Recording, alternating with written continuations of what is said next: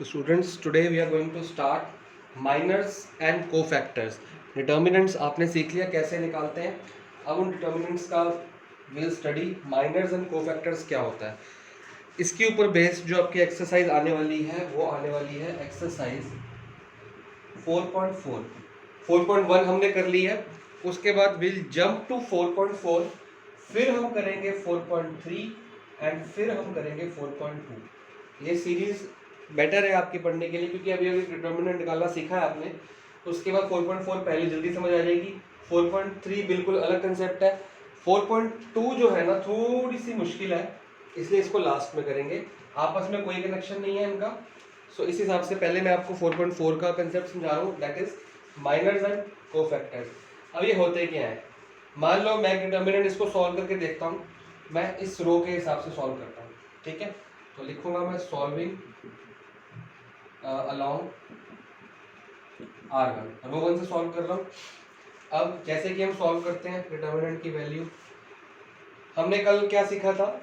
पहले हम 1 लिखेंगे. अब ये A11 है, 1 + 1 2 मतलब E1 है, तो हम साइन लगा देंगे प्लस, ठीक है.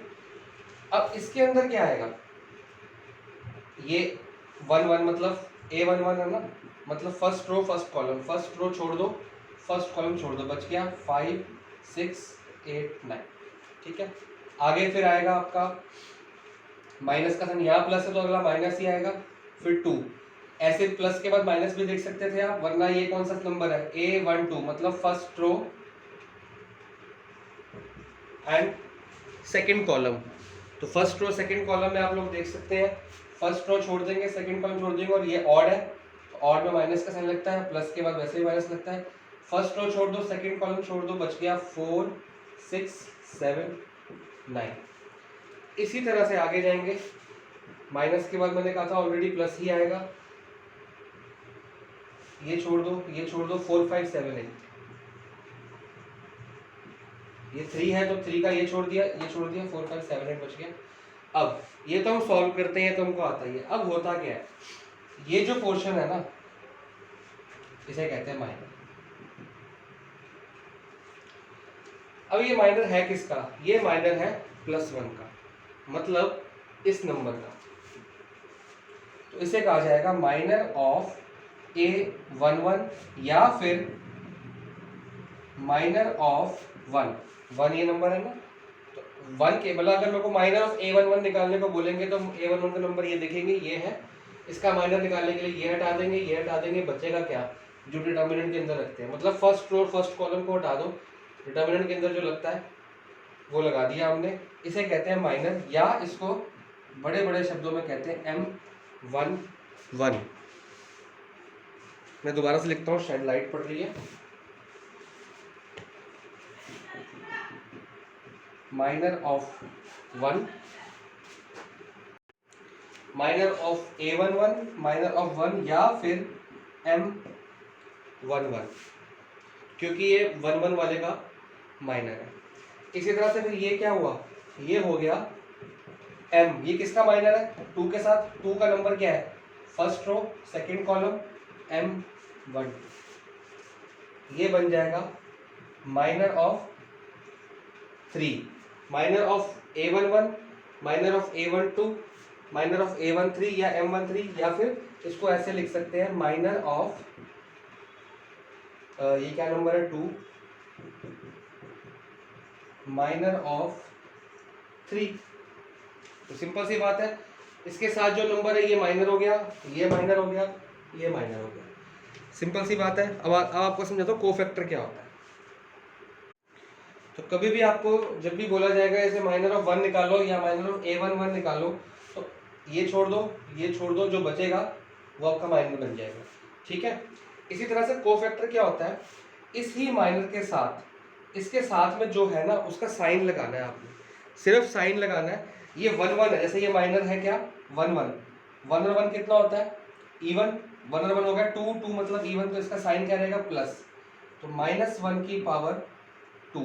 इसके साथ में इसका साइन मल्टीप्लाई हो जाएगा, तो इन दोनों को कंबाइंड जो बनाएंगे ना ये कोफैक्टर. बस इनका साइन लगाना या फिर -1 की पावर ये लगा देना। बेसिकली -1 की पावर 2 क्या होता है, प्लस होता है साइन, तो प्लस m11 बन जाता है कोफैक्टर। इतनी सी खेल है, तो ये खाली नाम है लिखने के।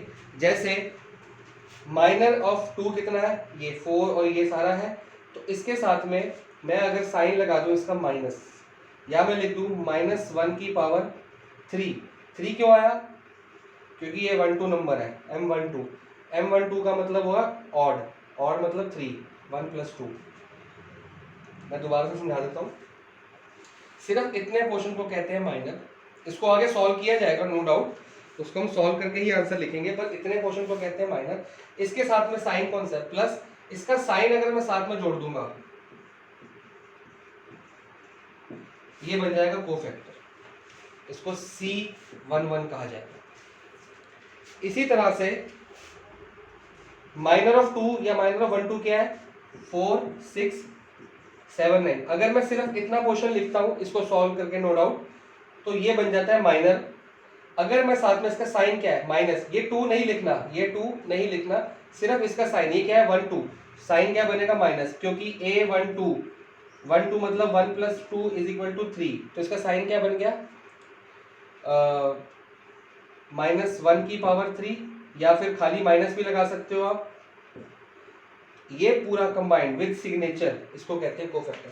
अगर ये साइन हटा दूं तो ये बन जाता है माइनर, साइन लगा दूं तो बन जाता है कोफैक्टर। सिमिलरली इसका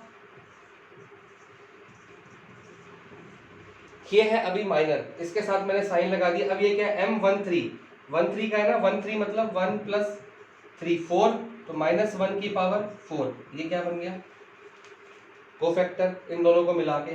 तो कोफैक्टर के अंदर माइनर इंक्लूड होता है। अब इसको -1 की पावर 4 भी लिख सकता हूँ, या फिर इवन है तो साथ में मैं इसके प्लस भी लिख दूं या कुछ ना भी लिखूं तो भी ये कोफैक्टर ही बना रहेगा। तो इतना पोर्शन माइनर है, साथ में सिग्नेचर कोफैक्टर। इतना पोर्शन माइनर है, साथ में माइनस साइन कोफैक्टर। इतना पोर्शन माइनर है, तो कोफैक्टर को ऐसे लिखते हैं C11 C12। C की जगह हम अप्लाई करेंगे A11 A12, मैंने यहाँ C लिखा है, इसको A लगा रहा हूँ, और माइनस की जगह अप्लाई करेंगे हम M11 M12। तो ये आपको बेसिकली चीज़ समझनी है। अब क्वेश्चंस करेंगे, जिसको कोई डाउट रह गया ना क्या समझा दिया, अभी क्वेश्चंस करते हैं तो और अच्छे से समझ आ जाएगा। तो ये आपका क्वेश्चन है जी, एग्जाम्पल नंबर 19 है एनसीईआरटी का। आपने एनसीईआरटी खोल लीजिए वीडियो पॉज करके। डिटर्मिनेंट है ये दिया हुआ है, find the minor of element 6। Element 6 का माइनर निकालो, 6th एलिमेंट नहीं, एलिमेंट 6। 6th एलिमेंट तो काउंटिंग करने से होता है, एलिमेंट 6 मतलब जहाँ पे 6 नंबर आ रहा है उसका माइनर निकालो। तो 6 नंबर आपका यहाँ पे आता है, इसका क्या निकालना है माइनर। तो सबसे पहले हम 6 का वो देखते हैं कि माइनर कैसे निकाला जाएगा। तो इसके काउंटिंग करें 1 1 1 2 1 3 2 1 2 2 2 3, मतलब ये सेकेंड रो और सेकेंड कॉलम में आता है, तो इसको बोला जाएगा m। बेसिकली है क्या 6 है क्या, सेकेंड रो और थर्ड कॉलम में 2 3 है। ये इसकी पोजीशन हमने बता दी कि A2 3 6 है, क्योंकि 6 कहाँ पे आ रहा है second column, sorry second row third column. तो सेकेंड रो थर्ड कॉलम में हमने बता दिया कि 6 आता है। तो 6 का जो माइनर निकलेगा वो भी निकलेगा M23। अब निकलेगा कैसे, 6 का सेकेंड कॉलम को छोड़ दो, थर्ड सेकेंड रो को छोड़ दो, थर्ड कॉलम को छोड़ दो, सेकेंड रो 4 5 6 छोड़ दो, थर्ड कॉलम 3 6 9 छोड़ दो, तो बचा क्या हमारे पास 1 2 7 8। दोबारा देख लो, मैंने सेकेंड कॉलम छोड़ा है, सॉरी सेकेंड रो छोड़ी है, थर्ड कॉलम छोड़ा है, जहां जहां पे 6 आता है, ठीक है, बाकी बचा 1 2 7 8। तो ये मेरा माइनर है, तो इसको सॉल्व कर लेते हैं। हमको आता है सॉल्व करना, 8 1 -7 2 8 -7 2 14। आंसर आ जाएगा जी इसका -6। तो आंसर क्या आ गया हमारा M23 = -6। अगर इसके साथ में वो कोफैक्टर भी पूछते हैं, क्वेश्चन में पूछा नहीं है, मान लो कोफैक्टर पूछा, तो कोफैक्टर को हम ऐसे करते हैं A23, जो कि 2 3 की बात चल रही, 6 की बात चल रही, इसी का निकालने को बोला है। तो कोफैक्टर कैसे निकलेगा, ये -6, तो माइनर का आंसर आ गया। मतलब बेसिकली कोफैक्टर होता क्या है, कोफैक्टर के आगे वो वाला नंबर तो सेम रहेगा जो माइनर होता है, साथ में उसका साइन। अब ये क्या है 2 3, 2 3 के मतलब क्या हो गया 5, 2 + 3 इज इक्वल टू 5, तो -1 की पावर 5 ये बन जाएगा कोफैक्टर। मतलब कि जो भी प्लेस है 2 3 है इनको ऐड कर दो, वो पावर बना दो उसकी -1 की, बड़ी बड़ी लिख देता हूँ, -1 की, यहाँ पे जो इनको ऐड किया वो -1 की पावर बना दो और साथ में माइनर लिख दो, तो ये बन जाएगा कोफैक्टर। मतलब कि -1 की पावर 5 क्या होती है माइनस साइन, M23 कितना निकला -6, आंसर आ गया 6। ये क्वेश्चन में मांगा नहीं है लेकिन आपको मैंने निकाल के दिखाया ताकि आपके डाउट थोड़े क्लियर हो। तो कोफैक्टर कुछ भी नहीं होता, माइनर के साथ में उसका साइन, जो आप डिटर्मिनेंट सॉल्व करते हो साइन लगाते हो ना, बस ये वही साइन है जो सॉल्व करने में भी आप पावर लगाते हो, साइन लगाते हो। नेक्स्ट इलस्ट्रेशन करते हैं। नेक्स्ट इलस्ट्रेशन है एग्जाम्पल नंबर 20। इसमें आपको सारे एलिमेंट्स का माइनर भी निकालना है और कोफैक्टर भी निकालने को बोले। तो सारे एलिमेंट्स में सबसे पहले शुरू करते हैं A11 हमारा है 1, फर्स्ट पोजीशन पे 1, तो 1 के लिए निकालेंगे। A11 के लिए निकाल रहा हूं मैं M11 क्या रहेगा, मैंने क्या बोला था 1 1 मतलब first row and first column को छोड़ के क्या बचा 3। ये 2/2 को सॉल्व करने का तरीका है, 2/2 को सॉल्व करने का तरीका ये है, फर्स्ट रो फर्स्ट कॉलम है तो फर्स्ट रो छोड़ दो, फर्स्ट कॉलम जहां जहां 1 आता है मतलब यहाँ पे आता है और यहाँ पे फर्स्ट रो फर्स्ट कॉलम, बचा क्या 3, माइनर बन गया अपने आप, कुछ सॉल्व तो करना नहीं पड़ा इसमें, ये बन गया माइनर। इसी के साथ में इसका कोफैक्टर, कोफैक्टर क्या है, माइनर तो लिखना ही लिखना है, वैसे कोफैक्टर के अंदर माइनर तो आता ही आता है। अब साइन लगा देते हैं, 1 और 1 कितना है 2, 1 + 1 2 मतलब इवन, साइन लग जाएगा प्लस, बात खत्म। इसको ऐसे भी लिख सकते हो या एक दिखाने के लिए -1 की पावर 2 साथ में 3 इज इक्वल टू +3, ऐसे भी आप शो करने के लिए दिखा सकते हो या डायरेक्टली भी आप लोग लिख सकते हो। अब A12 कितना है, A12 है -2, M12 कितना आएगा, M12 है तो यहां से देख लो, फर्स्ट रो और सेकंड कॉलम हटा दो, फर्स्ट रो सेकंड कॉलम हटा दो, बच गया 4।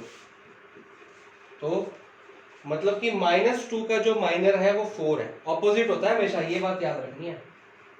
-2 का माइनर 4 होगा, 1 का माइनर 3 होगा, क्योंकि देखो 1 का माइनर क्या निकला ऑपोजिट वाला, -2 का निकाल रहे हैं, -2 का माइनर निकला 4, ऑपोजिट आ गया। अब कोफैक्टर, इसे कहते हैं कोफैक्टर 1 2, 4 तो माइनर है ही है, वैसे का वैसे लिख देंगे हम। फॉर्मूला है हमारा कोफैक्टर का, फॉर्मूला क्या होता है, ए मान लो m है n है इज इक्वल टू -1 की पावर m + n, लिख लेना साथ में, आप मैं बड़ा बड़ा लिख देता हूँ यहाँ पे एक बार।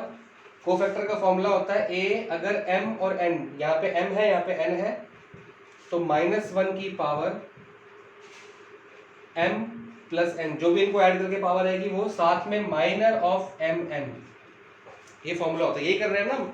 यहाँ पे 1 1 है तो यहाँ पे 1 1 आ गया, पावर 1 + 1 2, और ये क्या है माइनर ऑफ 1 1, माइनर ऑफ 1 1 क्या है 3।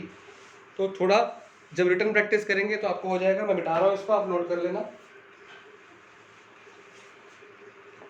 अभी A12 निकालने लगे थे तो 4 तो वैसे का वैसे, माइनर तो वैसे का वैसे लिख दोगे आप। साइन 1 + 2 कितना होता है 3, ऑड है माइनस।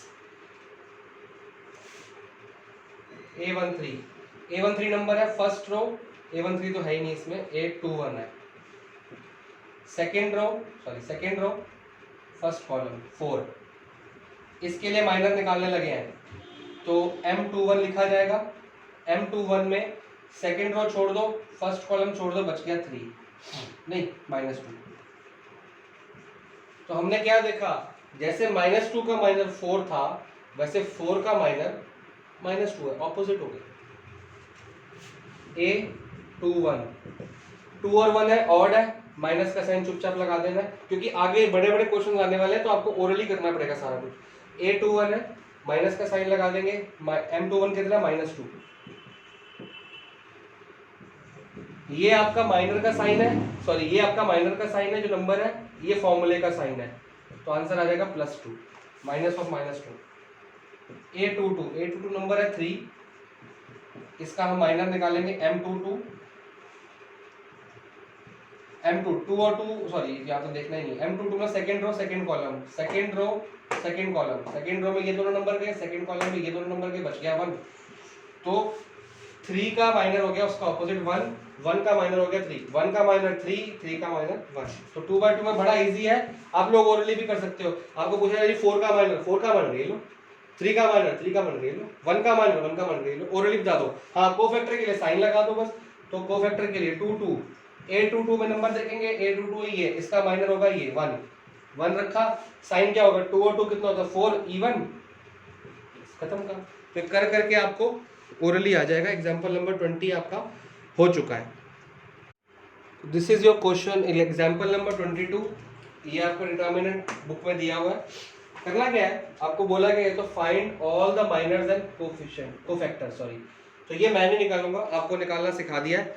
आप 1 2 निकाल के दिखाता हूँ। मान लो किसका निकालो, 5 का निकाल दो। 5 की प्लेस क्या है पहले देखो, थर्ड रो सेकंड कॉलम। पहले रो लिखते हैं, third row second column, third row second column आ गया। 5 का निकाल रहा हूँ मैं, third row second column M32।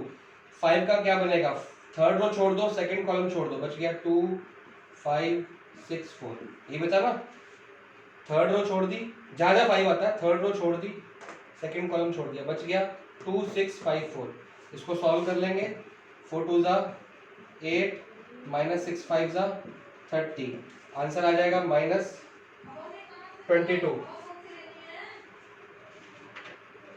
ठीक है, ये तो आ गया माइनर। इसी का कोफैक्टर निकालने को बोला जाएगा, तो -22 ऐसे का ऐसे ही। अब ये 3 और 2 है, 3 और 2 कितना होता है 5, 5 मतलब ऑड, ऑड मतलब माइनस, तो आंसर आ जाएगा +22। तो माइनर हो गया -22, कोफैक्टर हो गया, सी लिख दिया गलती से, कोफैक्टर हो गया +22। मैंने सिर्फ एक निकाल के दिखाया 3 2 का, मतलब A32, ये A32 है ना, इसका निकाल के आपने सारे माइनर्स एंड कोफैक्टर निकालने हैं। जिसको ना निकले बुक में सॉल्व हो रखा है, आप लोग हेल्प लेना। मैं सिर्फ आपको सेकंड पार्ट, फर्स्ट पार्ट है माइनर कोफैक्टर आप खुद निकालेंगे, सेकंड पार्ट जो ये वाला है मैं ये सॉल्व करके दिखाऊंगा आपको। वेरीफाई करने के लिए बोला है कि ये equation A11 A31 A21 A32 A13 A33 is equal to 0, ये 0 है, ये आपने प्रूव करना है। तो करके देखते हैं, कुछ भी नहीं करेंगे, हम वैल्यूज निकालेंगे और वैल्यूज को पुट करेंगे। तो जब आप लोग सारी चीजें निकाल लोगे तो आपको पता लग जाएगा। A11 कौन सा है 2, A31 बड़े वाला कैपिटल A31 मतलब कोफैक्टर ऑफ 3 1 कौन सा है third row first column, third row first column. तो इसको आप सॉल्व जिन्होंने कर रखा होगा उनका आंसर आएगा -12। फिर प्लस A12 -3। कभी भी लिखना ना फॉर्मूले का साइन आप पहले लगा दिया करो, फिर जो नंबर आता है A12 क्या आया फर्स्ट रो सेकंड कॉलम -3, और A32 मतलब थर्ड रो सेकंड कॉलम, ये वाला थर्ड रो सेकंड कॉलम। इसका जो आया मैंने अभी निकाले था -22 आया था, और फिर वो बाद में कोफैक्टर करने के लिए +22 बन गया। तो हम +22 लेंगे क्योंकि कैपिटल A है जिसको कहा जाता है कोफैक्टर। A13 है 5 और A33 जो आप लोग निकालोगे आप लोग का आएगा 18। इसको प्रूव करना है हमने कि ये 0 है। लेट्स चेक, ये LHS कर रहा हूँ मैं।